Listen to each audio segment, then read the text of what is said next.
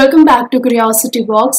तो अब जो हमारा टॉपिक है दैट इज C2 साइकिल या फिर फोटो रेस्पिरेशन, राइट। तो देखो C2 साइकिल जो होता है ना उसको हम फोटो रेस्पिरेशन भी बोलते हैं। ये बात आपको याद रखना, क्योंकि कई बार क्या होता है C2 साइकिल पूछ लेते हैं कि मतलब कुछ भी एग्जाम में पूछ लेंगे और फोटो रेस्पिरेशन नहीं लिखा होता, सिर्फ और सिर्फ C2 साइकिल लिखा होता है। तो ये बात आपको पता होनी चाहिए कि C2 का नाम ही फोटो रेस्पिरेशन है, क्योंकि हमें कई बार आंसर पता होता है पर हमें यही नहीं पता होता कि इसको फोटो रेस्पिरेशन भी कहते हैं। तो फोटोसिंथेसिस जो चैप्टर है इसमें आपने देखा होगा कि जो साइकिल है उनके 2-3 नाम है ना। जैसे हमने C3 में भी पढ़ा था, C2 साइकिल में भी पढ़ा है। तो ये चीजें आपको याद रहनी चाहिए, राइट। तो देखो अब आगे शुरू करते हैं कि फोटो रेस्पिरेशन में क्या होता है। देखो मैं थोड़ा बहुत आपको पहले भी बता चुकी हूँ फोटो रेस्पिरेशन के बारे में कि फोटो रेस्पिरेशन जो होती है वो क्या होती है, क्यों होती है। देखो लास्ट टाइम जो हमने पढ़ा था उसमें हमने पढ़ा था कि जो रुबिस्को है, रुबिस्को जो एंजाइम है, जब हम केल्विन साइकिल पढ़ा था तो रुबिस्को के बारे में भी हमने पढ़ा था। हमने बोला था रुबिस्को जो एंजाइम है इसकी कैपेसिटी होती है कार्बन डाइऑक्साइड और ऑक्सीजन दोनों के साथ बाइंड करने की, बट जिसकी कंसंट्रेशन ज्यादा होगी ये उसी के साथ ही बाइंड करेगा, ठीक है। अगर कार्बन डाइऑक्साइड की कंसंट्रेशन ज्यादा है तो ये कार्बन डाइऑक्साइड के साथ बाइंड कर जाएगा। अगर ऑक्सीजन आसपास ज्यादा है तो ये ऑक्सीजन के साथ बाइंड कर जाएगा। तो रुबिस्को ऐसा ही एंजाइम है, ठीक है। तो मतलब जो कार्बन डाइऑक्साइड है और जो ऑक्सीजन है उन दोनों में कंपटीशन चलता रहता है कि मैं रुबिस्को के आसपास ज्यादा रहूं। समझ आ रही है बात, क्योंकि जो ज्यादा प्रेजेंट होगा रुबिस्को उसी के साथ ही बाइंड करेगा, राइट। अब देखो फोटो रेस्पिरेशन क्यों होता है। मैंने बताया था फोटो रेस्पिरेशन क्यों होगा, जब हमारे सराउंडिंग्स में टेम्परेचर बहुत ज्यादा हो जाएगा, मतलब हाई टेम्परेचर होगा, ठीक है। और या फिर जो लाइट है, लाइट की इंटेंसिटी बहुत ज्यादा होगी, लाइट इंटेंसिटी बहुत ज्यादा होगी, ठीक है, मतलब इंक्रीज हो जाएगी बहुत ज्यादा। तो क्या करेगा प्लांट, यहाँ पे लाइट, ठीक है। प्लांट क्या करेगा, प्लांट अपने स्टोमेटा बंद कर देगा, क्योंकि टेम्परेचर बहुत ज्यादा है, वाटर लॉस होने लग पड़ेगा टेम्परेचर ज्यादा होने की वजह से। तो प्लांट अपना स्टोमेटा बंद कर देगा। अब जब प्लांट अपना स्टोमेटा बंद कर देगा तो क्या होगा, अंदर कार्बन डाइऑक्साइड नहीं जा पाएगी, और कार्बन डाइऑक्साइड केल्विन साइकिल चलाती थी, पता होगा। तो कार्बन डाइऑक्साइड नहीं अंदर जा पाई, ऑक्सीजन भी नहीं बाहर आ पाएगा, स्टोमेटा तो बंद है, ऑक्सीजन ने भी तो बाहर जाना था। तो अब क्या होगा, ऑक्सीजन की कंसंट्रेशन बढ़ जाएगी, है ना। ऑक्सीजन की कंसंट्रेशन बढ़ जाएगी। अब जब ऑक्सीजन की कंसंट्रेशन बढ़ गई तो रुबिस्को किसके साथ बाइंड करेगा, ऑक्सीजन के साथ। समझ आ गई बात। अब क्या होता है, देखो यहाँ पे दोबारा ऑक्सीजन की कंसंट्रेशन ज्यादा है, कार्बन डाइऑक्साइड की कम है। यहाँ पे क्या है, RuBP। RuBP क्या था, 5 कार्बन कंपाउंड था। ये पहले यहाँ पे क्या आता था, कार्बन डाइऑक्साइड आता था अगर आपको याद हो, पर अब क्या होगा, ऑक्सीजन आएगा और ऑक्सीजन के साथ हमारा RuBP बाइंड कर जाएगा। और कौन सा एंजाइम काम करेगा यहाँ पे, रुबिस्को, ठीक है। क्योंकि रुबिस्को की फुल फॉर्म पता है, राइबोलोज 1,5 bisphosphate carboxylase oxygenase, right. Carboxylase oxygenase हम इसीलिए ही बोलते हैं इसे कि ये कार्बन डाइऑक्साइड के साथ भी बाइंड कर सकता है और ऑक्सीजन के साथ भी बाइंड कर सकता है, राइट। अब देखो बच्चे, ये प्रोसेस कहाँ हो रहा है, हमारा क्लोरोप्लास्ट में हो रहा है। कहाँ होगा, क्लोरोप्लास्ट में, ठीक है। तो ये C2 साइकिल पढ़ रहे हैं हम, C2 साइकिल या फिर फोटो रेस्पिरेशन, ठीक है। अब ये जो C2 साइकिल है ना, या जो फोटो रेस्पिरेशन है, ये सिर्फ क्लोरोप्लास्ट में ही नहीं होती, यानी कि सिर्फ और सिर्फ क्लोरोप्लास्ट ही नहीं, ये और 2 ऑर्गेनेली में होती है क्लोरोप्लास्ट के अलावा, और वो ऑर्गेनेली है पेरोक्सीजोम।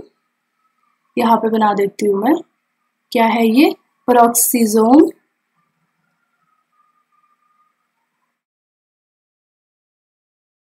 और यहाँ पे बना देती हूँ मैं माइटोकॉन्ड्रिया। समझ आ गए? माइटोकॉन्ड्रिया। तो ऐसा ही होता है, पहले क्लोरोप्लास्ट आएगा, फिर आएगा पेरोक्सिसोम और फिर आएगा माइटोकॉन्ड्रिया। ठीक है, तो ये आपने याद रखना है सीक्वेंस। देखो क्या पढ़ा था अब तक हमने, यहाँ पे बताती हूँ।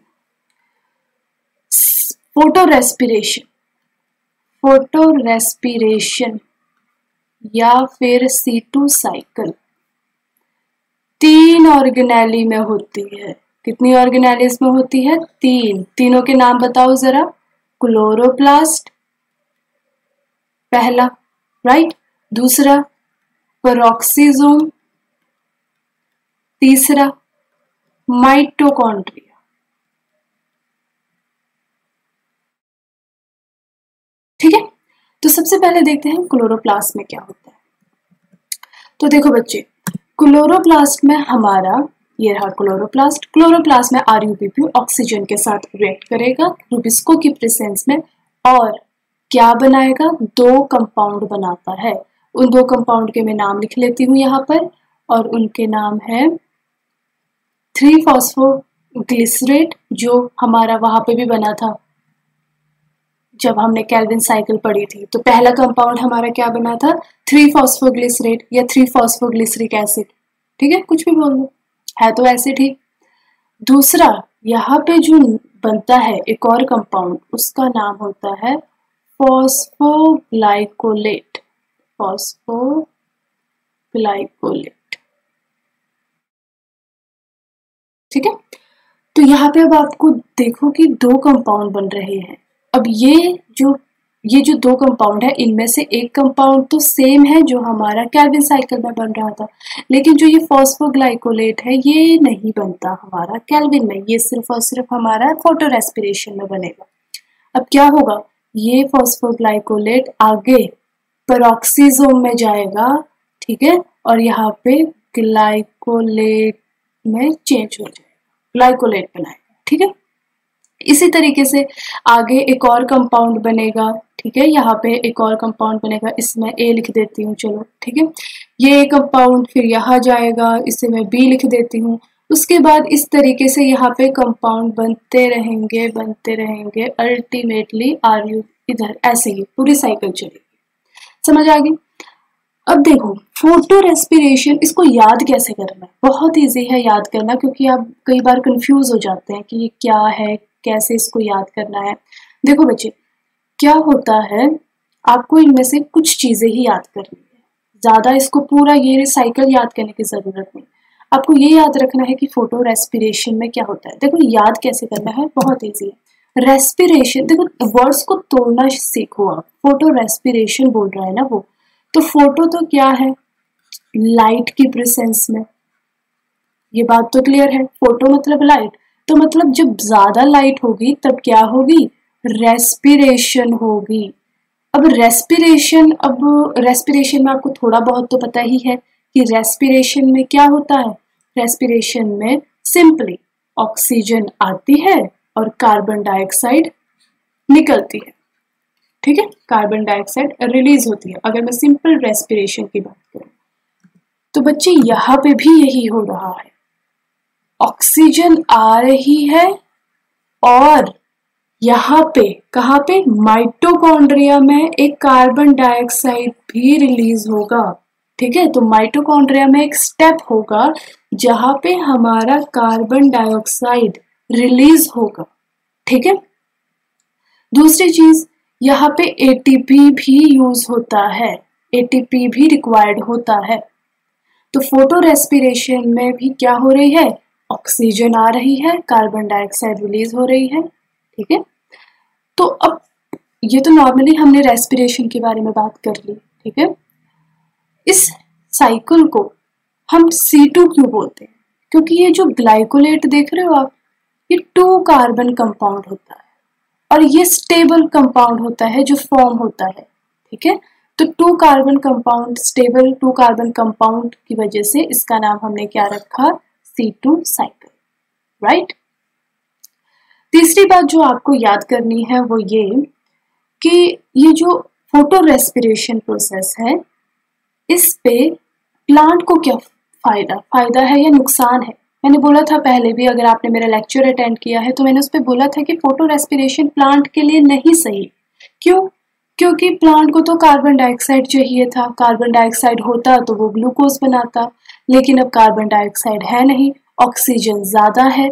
ऑक्सीजन ज्यादा होने की वजह से अब क्या करेगा, वो रुबिस्को के साथ बाइंड कर जाएगा ऑक्सीजन, और अब ऑक्सीजन क्या करता है, कार्बन डाइऑक्साइड को रिलीज भी कर रहा है, बना तो रहा नहीं, और जो कार्बन डाइऑक्साइड बनी हुई थी वो निकाल रहा है। तो इसमें लॉस हो रहा है। किसका लॉस हो रहा है? लॉस ऑफ CO2 हो रहा है, कार्बन डाइऑक्साइड का लॉस हो रहा है। मैंने पहले भी बताया था फोटो रेस्पिरेशन में क्या होता है, कार्बन डाइऑक्साइड का लॉस होता है। और क्या कार्बन डाइऑक्साइड का लॉस होना प्लांट के लिए अच्छी बात है? नहीं, प्लांट को तो कार्बन डाइऑक्साइड चाहिए था, है ना, जो केल्विन साइकिल के लिए। तो ये जो है एक तरीके से प्लांट के लिए इतना बेनिफिशियल नहीं है। दूसरी चीज, यह ATP जो है वो भी चाहिए, ATP भी लग रहा है, यानी कि जितनी एनर्जी प्लांट बना रहा था वो फोटो रेस्पिरेशन में लग रही है, ऊपर से जो कार्बन डाइऑक्साइड थी वो भी रिलीज हो जा रही है बनी बनाई। तो ओवरऑल देखा जाए तो फोटो रेस्पिरेशन जो प्रोसेस है वो प्लांट के लिए इतना बेनिफिशियल नहीं है, क्योंकि इसमें लॉस ऑफ कार्बन डाइऑक्साइड हो रहा है और नो ATP इज फॉर्म्ड, कोई एनर्जी भी नहीं बन रही। ठीक है, कोई ना एनर्जी बन रही है। चलो हम सोचते कि एनर्जी मिल रही है इस प्रोसेस से, नहीं, बल्कि एनर्जी चाहिए इसको करवाने के लिए। यहाँ पे देखो, एनर्जी तो हमें देनी पड़ रही है, ना एनर्जी मिल रही है ना कार्बन डाइऑक्साइड मिल रहा है। तो ओवरऑल ये एक प्रोसेस है जो कि प्लांट के लिए बेनिफिशियल नहीं है, राइट। तो यहाँ पे एक बार हम देख लेते हैं दोबारा से। वैसे मैंने अब आपको क्लियर हो ही गया होगा, बट स्टिल यहाँ पे देखो, let me change the colour first.